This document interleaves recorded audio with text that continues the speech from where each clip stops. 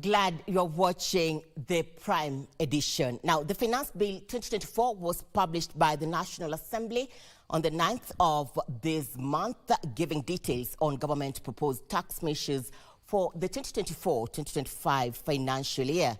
Wilson Wambia is already on set with us. He is a member from ISPAC, Public Policy and Governance Committee.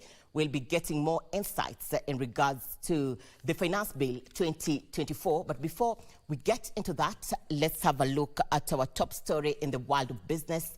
Tax experts at CDH are concerned about proposals to introduce a 16% VAT on financial services, taxation of interest income on infrastructure bonds, and introduction of motor vehicle circulation tax.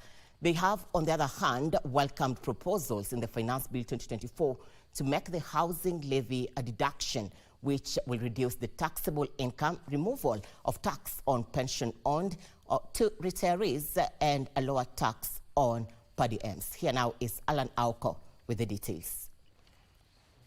Kenya targets to raise 323 billion shillings from new tax measures contained in the Finance Bill 2024.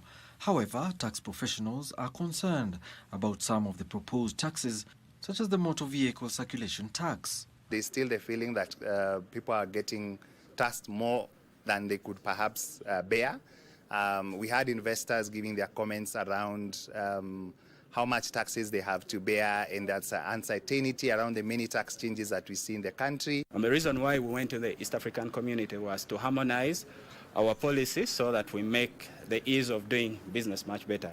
When you look on the customs side, because customs law is managed at a regional level, it limits the flexibility of countries.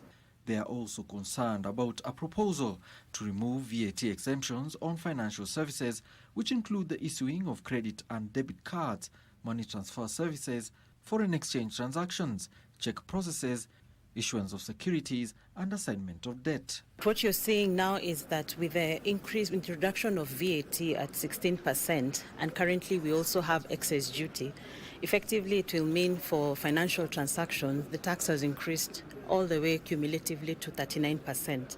They say the Finance Bill 2024 also has good aspects for Kenyans, such as removal of tax on pension for retirees and amendments to tax on diems.